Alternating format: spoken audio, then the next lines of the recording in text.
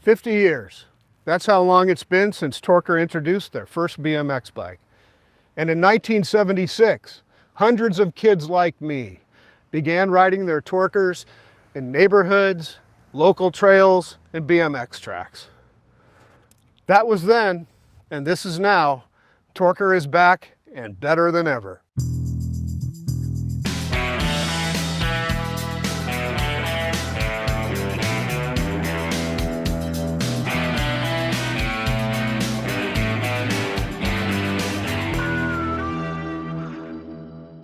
A while back, Brad Fanshaw and I unboxed the new Torker LP20 and MX26 on an episode of the Super Rad BMX Podcast.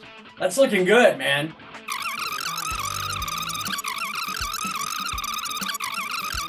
Oh man, it's beautiful. That looks good. Same color as the one you had when you were young. There's a close-up. That looks great. After that, months were spent tracking down parts and piecing together this build. With Dirty Fest 2026 quickly approaching, I finally wrapped up the project just in time to race the MX26 in the 60 and over open class at Dirty Fest.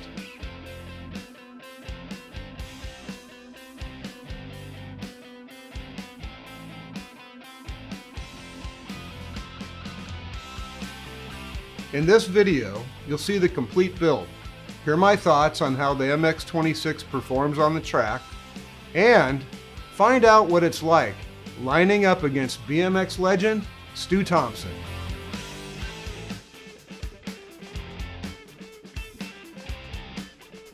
But first, let's take a look back at the history of Torker BMX and the legacy behind this iconic brand.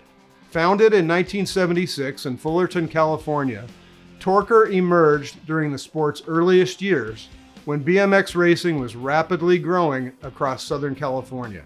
The company was created by the Johnson family. John Johnson founded Texon in 1975. His sons Steve and Doug played a key role in the early days with Texon and Torker. Doug, the youngest of the brothers, wanted a stronger, better performing BMX bike than what was available at the time. John built a prototype frame in the family fabrication shop, and the origin story of Torker began. His son Steve Johnson changed the name to Johnson Engineering in 1976, then again to Torker. There's an early connection between Torker and another iconic brand, Powerlite. In 1975, Steve Rink of Pedal Power Cycles approached John Johnson, who was an experimental airplane test pilot and knew how to weld 4130 chrome moly. Rink and Johnson designed and built a lightweight BMX frame nicknamed the Rink Raider. This first run of Rink Raiders would later become Torker's signature twin top tube design. Approximately 50 of these Raider frames were built under the name Texon in the Johnson's family garage. As a test rider for Bicycle Motocross News, BMX Hall of Fame rider Dennis the Red Baron Dane rode the historically significant 1975 pedal power Rink Raider to many wins at Western Sportsorama in California. Dennis's personal Rink Raider is now on display at the USA BMX National BMX Hall of Fame Museum in Tulsa, Oklahoma.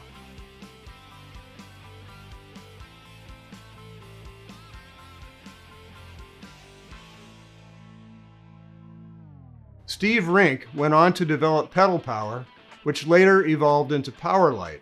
Steve Johnson refined his father's design and officially launched the Torker brand. The first Torker production model was the Torker MX, often called the Big Bike, designed for larger riders and racers. The very first Torker factory rider was Kevin McNeil. He rode the original Torker MX Big Bike in 1977 and became the California state champion while helping establish the young brand's racing credibility. In 1978, Torker introduced the legendary LP low-profile frame, a lighter and more responsive design that became one of the most successful race frames of the era. The company assembled what many BMX historians consider one of the strongest factory teams of the late 1970s. The core riders included Eddie King, Mike King, Doug Olson, Mike Aguilera, Jason Jensen, Clint Miller, Kathy Hanna, Doug Davis, and Patty Gamble. Their success on the track helped Torker capture the national #1 factory team title in 1979 and cemented Torker's place as one of the most influential brands in BMX history. And Eddie King, with his famous 1S number plate, he was one of the most photographed riders of the late 1970s.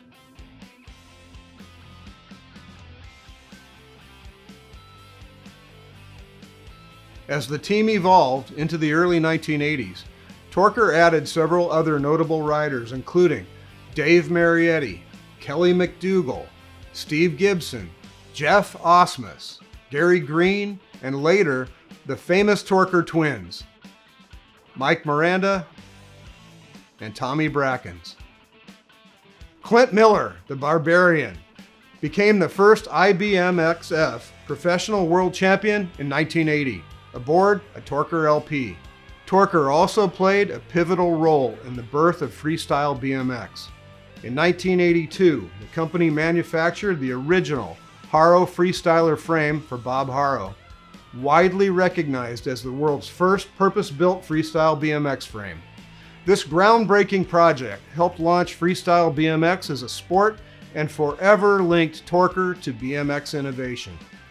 Eddie Fiola, widely known as the king of skate parks, got his professional start in BMX freestyle riding on a Torker frame. Torker was fundamental to Fiola's early career, as he rode low-profile Torker models when the sport of freestyle BMX was first taking off in Southern California. Despite its success, Torker faced financial difficulties in 1984. The brand changed ownership several times over the following decades, passing through companies including Seattle Bike Supply. While the Torker name remained on various bicycles and even unicycles, its connection to BMX racing gradually faded. In recent years, BMX industry veteran Bill Ryan began acquiring the Torker brand with the goal of returning it to its racing roots. Under the ownership of Supercross BMX, Torker was revived as Torker Racing and began producing faithful recreations of classic models, including the LP, Pro X, Barbarian, and MX Cruisers. Today, Torker continues to celebrate its heritage while introducing a new generation of riders to one of BMX's most legendary brands.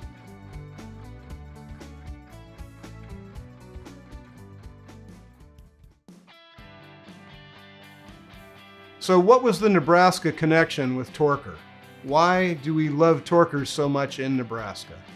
For me personally, Torker has always been a huge part of my early BMX experience. I first noticed Kevin McNeil riding his Torker in issues of Bicycle Motocross News, and I knew I had to get one. I ordered mine in the summer of 1977 and began racing a Torker at Yankee Hill BMX track west of Lincoln, Nebraska.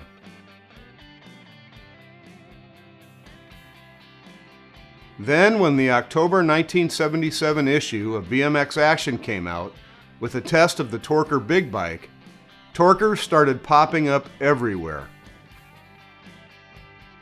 And with one of my first heroes, Kevin McNeil, riding one, that just made it even cooler.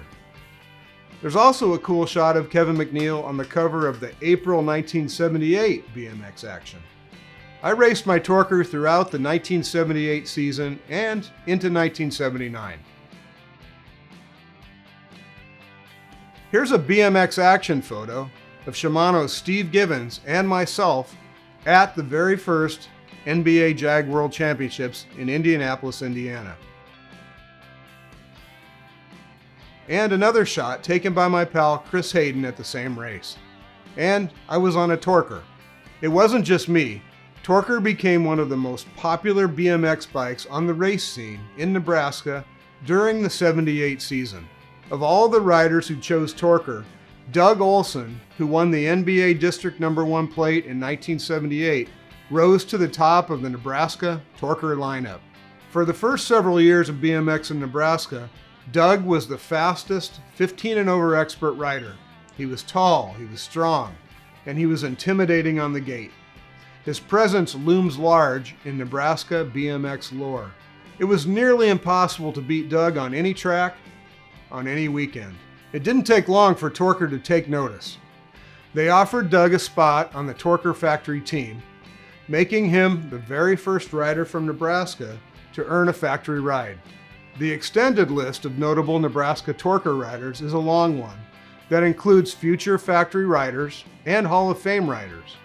Larry Woodruff, Randy Gibson, Joe Baumert, Todd Frown, myself, Tim Lilithorpe, Brad Fanshaw, and Southern California to Nebraska transplant Jerry Railsback, who rode on the legendary California Racing Club team before moving to Nebraska.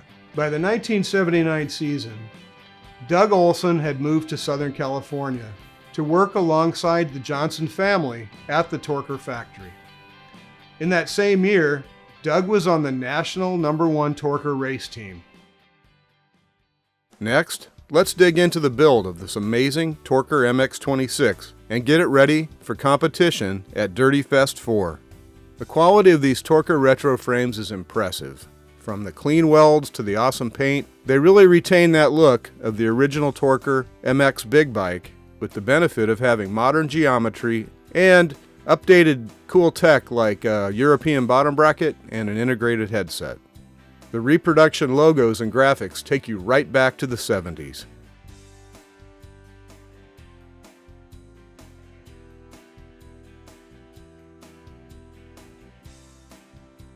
In keeping with the concept of fully supporting Torker and Supercross, I chose mainly Torker and Supercross parts and components, including their line of Speedline parts. I just love these relaunched 6-bolt Torker stems. They're just as beefy and burly as the originals. Believe it or not, this is the first bike I've ever had with an integrated headset. It's such a groundbreaking concept and easy to install.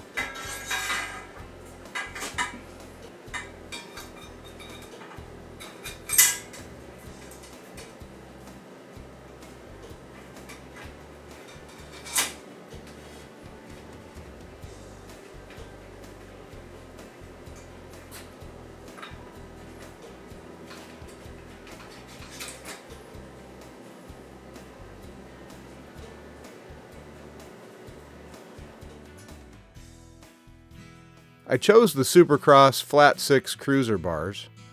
I could have gone with a wider, more retro type bar, but these are cool, and I may do a bit of racing on modern tracks, so I decided to check them out.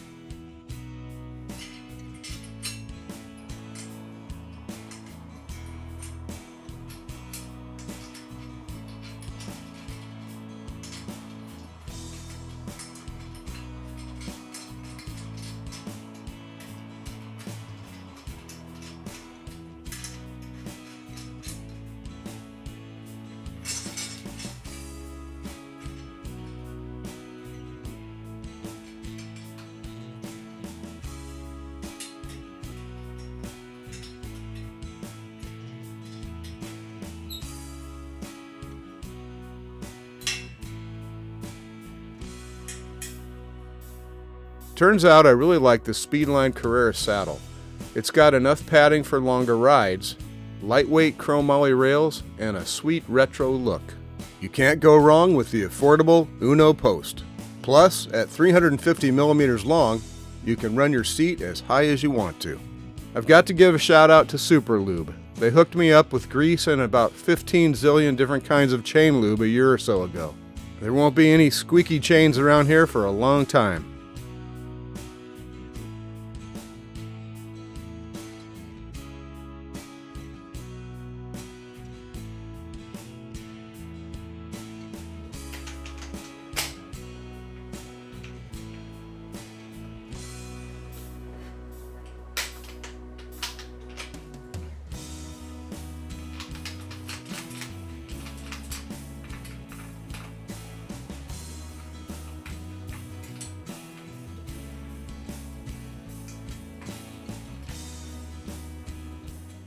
Now it's time to talk a bit about Redline. I chose the double pinch bolt reproduction Redline cranks.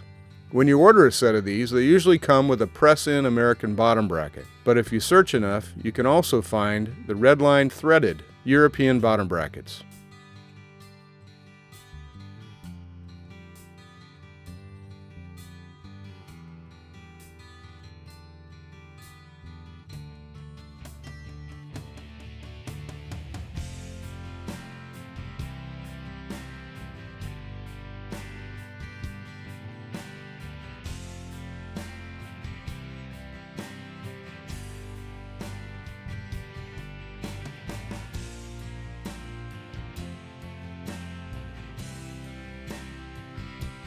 Assembly of these Redline cranks went remarkably smooth.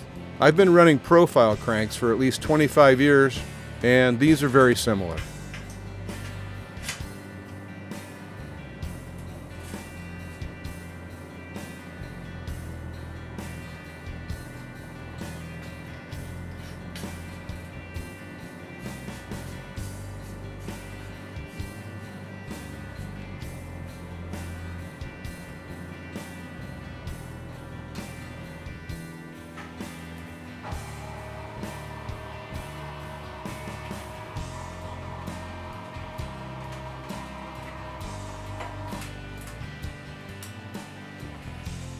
I also swapped out my original 180 Redline flight cranks on my Powerlight Cruiser for these same 175 repros, and I've been happy with the performance on both bikes.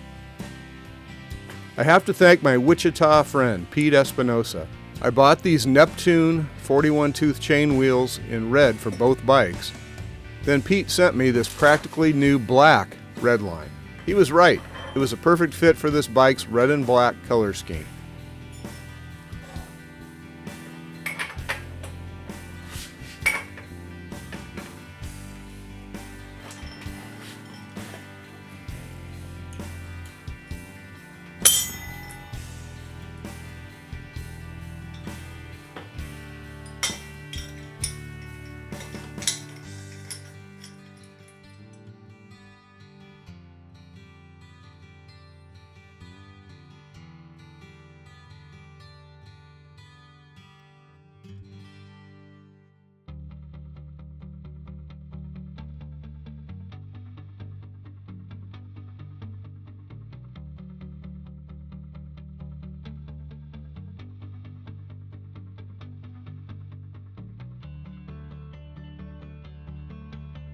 Just like with profile cranks, the kit comes with spacers of several sizes. It takes a bit of patience and several tries to get the right combination for crank and chainstay spacing and chain alignment.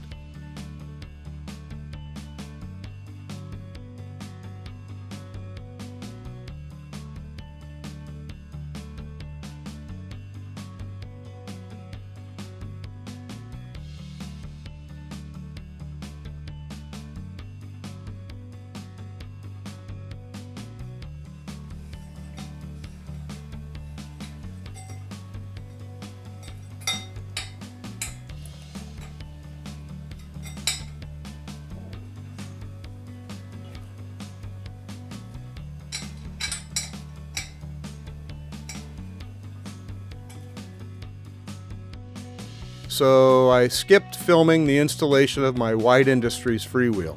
I've only used Wide Industry freewheels for the past 26 years or so. Sure, they cost more, but I've never had an issue and the engagement is incredible. I had an emergency situation with my Powerlight the night before we left for Coop Fest. The rear axle stripped out and I quickly swapped out my new Torker rear wheel that already had a new Wide Industries freewheel installed. That's why you see red Oklahoma dirt on the tire of an otherwise new, unridden bike.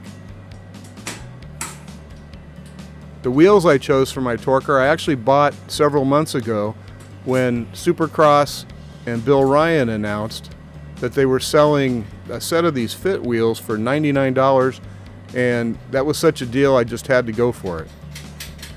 For tires, I've actually been using the Panaracer Comet Hardpack tires, which are a mountain bike tire. They're real similar to like a Snake Belly Repro, but they're only $29 each, so I've been really happy with them, and the price, you can't beat the price.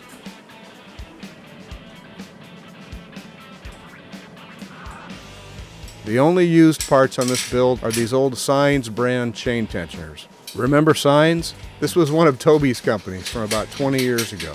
I have a box of old chain tensioners, and these were the first ones I grabbed. I'll eventually swap these out with some new custom billet ones in black. I make sure to use a new chain on each bike I build. I try to find a SRAM single speed chain, but sometimes I use an 8-speed chain, and that works fine.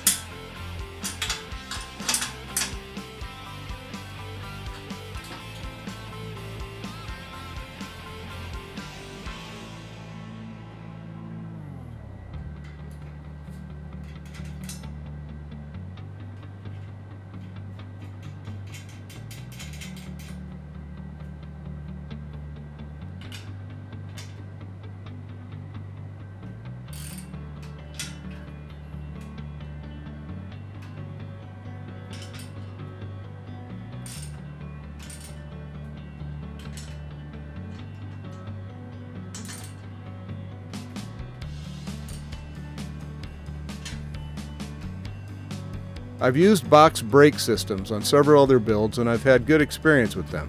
They're easy to install, simple to adjust, and I really like their solid feel and responsiveness. Old school AME Tri-Grips just feel right to me. I've used them on nearly every BMX bike since the mid-80s. I've taken some heat online for my use of WD-40 to install grips. It's like people are trying to be Captain Obvious with me, telling me the grips will slip. In reality, I've been doing this since the 70s and have never once had a grip slip off. I can't show you any research study, okay, but the WD-40 does dry and quickly creates a sticky bond in there. Take my word for it, it works.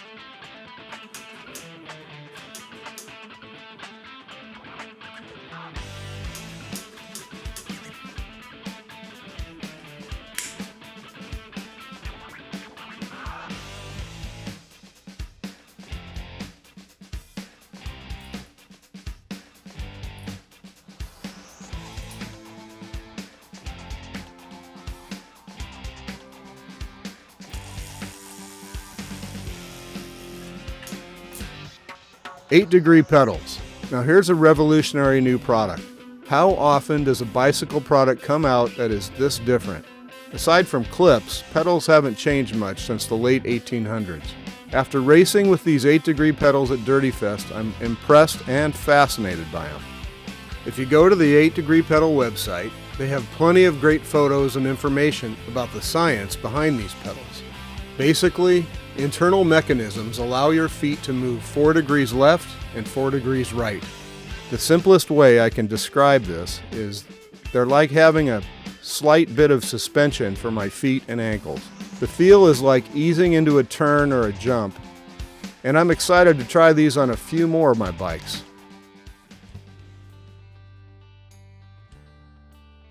So what was it like racing with Stu Thomsen? Well, I can tell you it was incredible.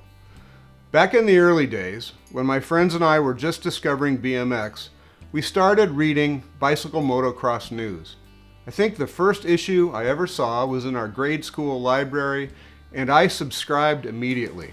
Every month a new issue would arrive, and it seemed like every month Stu Thomsen was either on the cover or winning another major national. He was everywhere, in feature stories, race coverage, and ads for bikes and BMX components. To us kids, Stu wasn't just a racer, he was BMX's first superhero.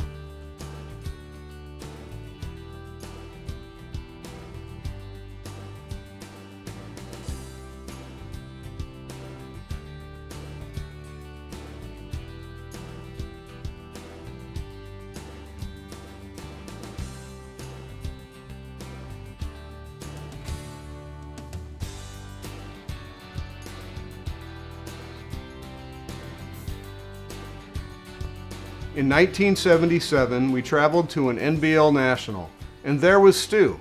I was only 15 years old when I took one of my favorite photos of him during the early days of SE racing, when the team was still wearing Bell Ray jerseys. I never imagined I'd someday be racing against him. Fast forward a few years, and I had turned pro. Suddenly, I was lining up on the gate with the top California pros, including the mighty Stu. Talk about intimidating. Over the years, I've had several chances to race with Stu in main events, including the last race of the decade in Tucson, Arizona in December 1979, the 1980 ABA Midwest National in Elkhart, Indiana, and the 1993 ABA Winter Nationals in the Masters class. Those races are fun memories to look back on, but getting to race Stu again today, with both of us now in our 60s, that's something truly special. When the gate dropped and we went into that first turn side by side a few times, it was priceless. For a few moments, I was 15 years old again, sharing the track with my BMX hero. So how did the MX26 ride? I was comfortable on it right away. I took just a few practice laps and the bike felt tight and responsive. I will say that switching back and forth between my 1980 Powerlite Cruiser and the MX26 took some getting used to. And as for the final results, I didn't podium on the MX26, but I'm okay with that. I went 2, 2, and 2 in my motos, 3rd in my semi, and I was in podium position in the main until a collision in the last turn. But that's racing, and I'm excited to get this bad boy back on the track. While Torker BMX was born in Fullerton, California in 1976, the brand has developed a strong resurgence in recent years through the thriving vintage BMX community. Today, many hardcore Torker fans like me help preserve the Torker legacy as one of BMX's most legendary brands. Thanks for watching, and don't forget to subscribe to Radmattic. We have more bikes in the shop ready to work on. Also, check out our Super Rad BMX Podcast here on Radmattic. You can also find Super Rad BMX Podcast on all the best podcast platforms. Be sure to check out the latest bikes and merchandise over at torkerracing.com. Torker Racing keeps releasing amazing gear. And while you're at it, head over to 8degreepedal.com and buy a pair of their amazing floating pedals. Your feet, ankles, and knees will thank you. Hey Radmattic fans, check out radmattic.com for cool BMX and cycling t-shirts and apparel. We have plenty to choose from, with more in development. Celebrate the vintage days of BMX racing. Proudly display your enthusiasm for all things BMX and cycling. Each shirt comes in multiple colors and sizes. Buying shirts at radmattic.com is one way you can help support this channel. Until next time, stay rad and keep doing it in the dirt.